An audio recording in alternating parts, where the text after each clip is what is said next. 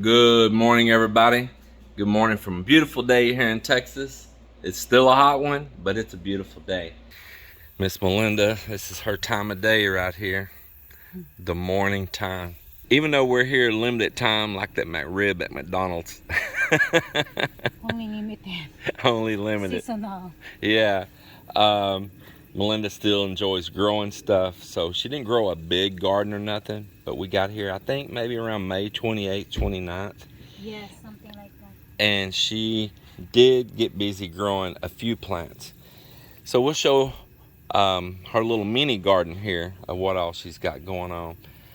So Mel, starting down here at the end, it looks like you got just one stray like bean plant or something growing right here. Well, this one is the long bean, but it's not growing good because I think it's already late to planting. But It's starting to look better though. yes, it's only And that I one. see it's got a bloom going on it. And you got a few onions, and she uses these for chives. Yes, if I cook something, I'm just only get here, and this one was that I bought in the store, and then instead of just throwing the under the roots, I just planted. I got the eggplant here, and so I came to Linda, so she had no time to plant it, and I told her that I'll take it, and I love to plant, so It looks yes. good. And this was just a wild card here. Is that papaya right there? Yeah, papaya that I bought in the market, and then I throw the seeds, and then I transplant here. Just something, So it just sprouted from seeds from one from the supermarket here. Yes. But it hasn't grown very much, and probably by the time it gets to grow, winter will come here, and that'll be the end of that. So it's just kind of a novelty right Yeah, now. and this one here, this is the garlic that's been growing because I never harvest everything. I leave some of it, so they growing back. Is that another garlic growing right Yes, there yeah. too? So there is a few. Now Melinda grew a garlic bed here this last year, and down there, that man, when we came home, she dug up a mass amount of Yeah, garlic. it's still a lot though. That in fact, that box there, it is still a garlic. Well, let me go look. Be right back. Here's a little bit of that garlic right here. She's already taken a lot of it inside, and she took some of it and peeled it, and what you kind of put it in a blender or something. I blender so that if I cook, it's ready. Yeah, and she made it in kind of like a garlic paste and put it in the refrigerator that she can just take a spoonful out and put in. But we've got lots of garlic, and she'll get more going again. So tell me about these tomatoes you got going This here. variety is cherry tomatoes. Cherry tomatoes. So Yes. did you buy these plants, or how I did didn't you buy. come? It's from Tita Linda as well. So these are those plants that she had that were struggling so bad, Yes. and you have revived them like this. So not only the shock of transplanting them, and they were already struggling, but now look at them. They look They're beautiful. blooming, but I only need the bees to pollinate. Well, we got plenty of bees around here. Plenty of bees. Well, I'm amazed that you revived those plants like that. Look at that. They look beautiful. They look healthy now. I can see it. When I transplant, they're struggling. And we keep these peppers going. How long have you had this one? Well, I think more than a year already. They just This plant's about a year old, yes. and as you see, it's just covered in peppers. In fact, some of these probably getting close to being picked, right? Man, look at that. So it's another little item here. Then over here, she also had a garlic bed going. Let's see, just over there, didn't you? This Yeah. was the one year before. It is the garlic here also. Oh, but- also right yeah. here. But the thing is, of course, after I harvest the garlic, it's empty. So instead of it being empty, and if the soil was already here, I know that what it is here. So when come over here, I plant the okra. So here they are now. That's pretty cool. So this is climbing spinach right here.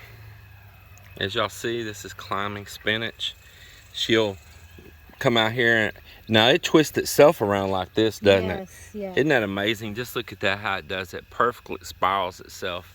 It's just amazing. But some of it in the beginning, she trained a little bit of it to kind of start up on the fence. This one last year, and I didn't know when I come back there's still water spinach here. And the reason is because when I'll just leave it here, and then there's a seeds, and I think the seeds was grow back again. That fall. So let me ask you here. I heard you just now say water spinach, and then I also hear you refer to it as climbing spinach. Climbing spinach, I mean. Okay. There's a lot of spinach. I was thinking to say I got a little confused there for a second. Climbing spinach. So you mean climbing spinach? Yeah. And so what you're saying is that we had that cold, hard freeze and everything, and we got back here, and she come out, and a little sprig of this popped up out of the ground and started growing. It is the seeds that go and started coming up even after that cold, hard winter. And she's thinking that it's from the fallen seeds from it. For those who don't know what it is really good for even for the bean, like a green one, like everything, in mungo, it's good for the mungo bean. With the mungo beans? Yeah, mungo beans, anything. Like you can mix vegetable in it. And so I really like the climbing spinach. It's nice, and one of the healthiest vegetable as well. It's a lot of benefits. Now I see you got some young okra growing. Is this that red okra? Yes, that's the red okra. But Mel and I, we were talking about, okra tends to like hot weather and will really grow in hot weather. But I think it's too hot this year. Yes. It has just been continuous heat. It was already in the hundreds here in Texas back in May before we ever even arrived here. In the earlier part of May, it hit record temperatures. So it's kind of struggling, but she planted this after we got here in June, right?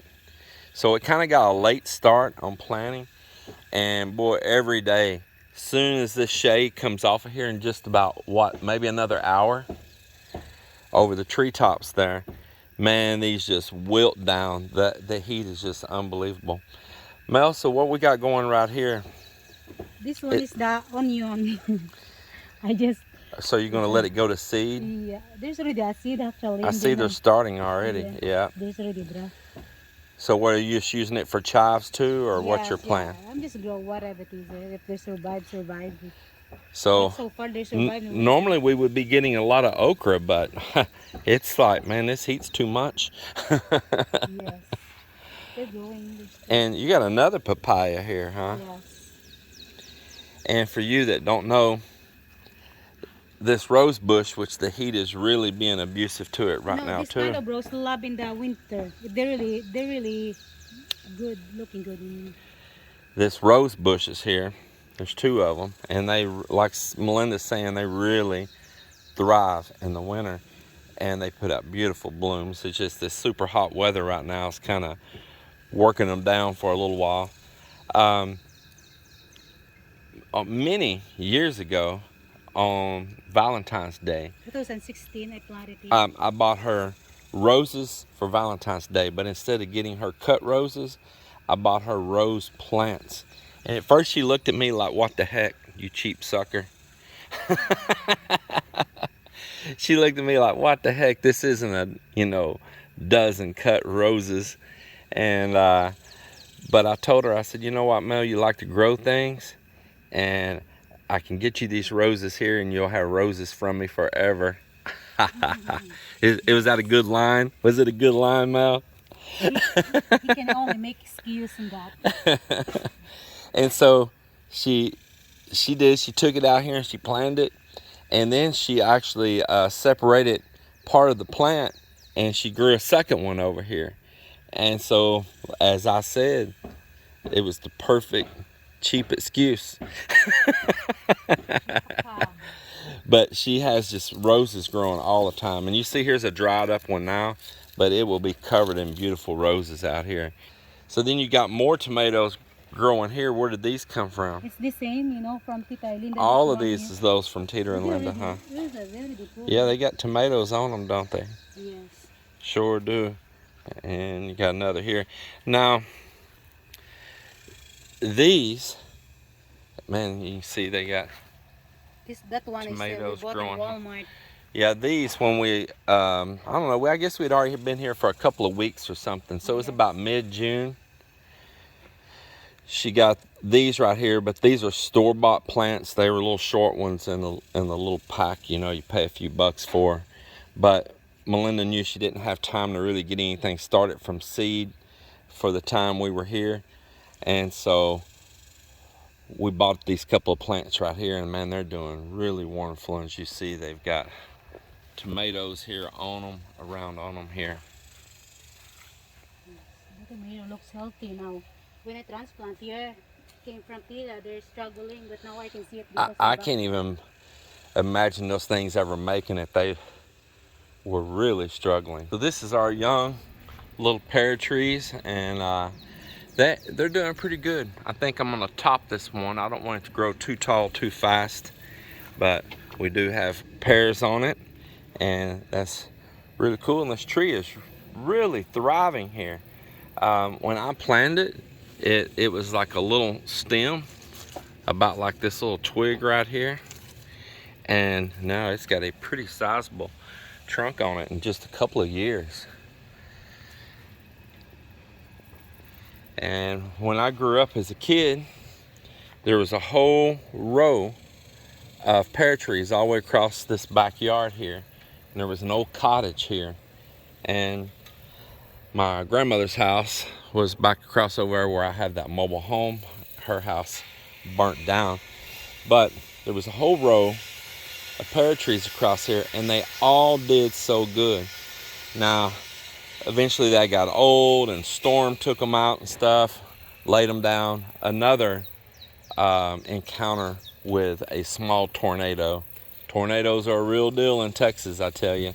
And I decided, you know what, out of nostalgia, I want to put a couple pear trees back where some were at, but I just put one on this side of the yard and one over there on the other side of the yard. And I skipped the ones that was in the middle before, because it blocks the view of the pond and stuff and all from our back windows of the house.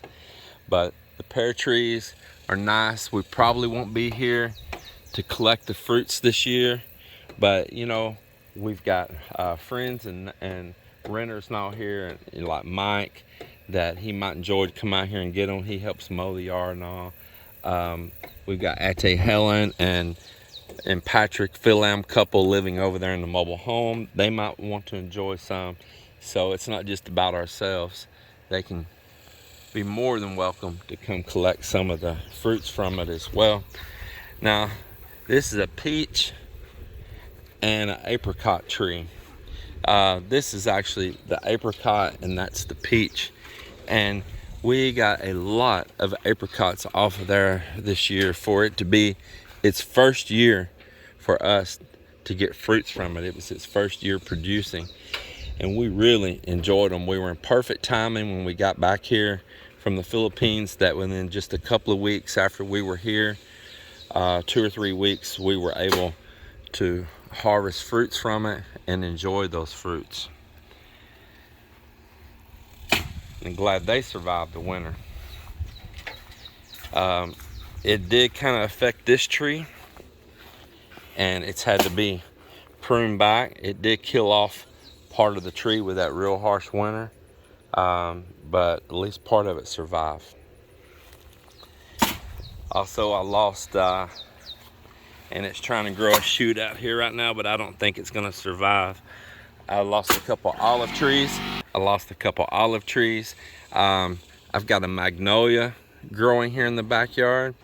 This is also some basil that survived through the winter outside. Actually returned from seeds that fell, like it's blooming now and seeding.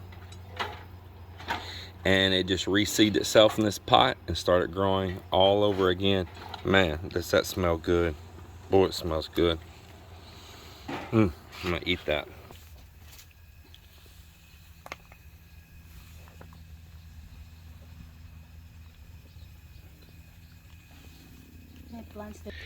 It's a little lemon tree that we've got right here. You see, there's the lemon. Mostly they have There's more a fruits lemon. than that, but you know, we're not here in winter to taking care of. Yeah, also this really took a beating with the harsh winter we had. And another one right there. Calamansi. Yeah, calamansi on one and lemon on the other. And then we've got our malunggay, our moringa, our balungay, however you want to say it. Got 2 of them growing here. Mel and I just recently moved these because the sun was being so harsh on them right now. So we put them over here where they'll just get a little bit of sun each day, and they're in shade. And you're right, it really kicked it off. It's really making it do better. It's like super hot here. Look at that okra. Okra loves hot, but it can't, you know, it's struggling here for too much heat. It is. Yes. Well, that's a little time with Melinda, and I like it over. This is the reason I like something, have plants and trees. You know, you can sit here under and you can relax. so you see a lot of building materials sitting here and all right now. Of course, the guys are still here working on the house, and I stacked up wood here to put up on this second floor deck yesterday. I'm gonna get up there and work on that project, and they're working on the side of the house early in the mornings over there before it gets super hot, and then when it starts to get really hot up there on that other side of the house, they'll transfer around over here in the afternoon and work over here on this side, try to, you know, beat that heat and continue on up with the siding right here.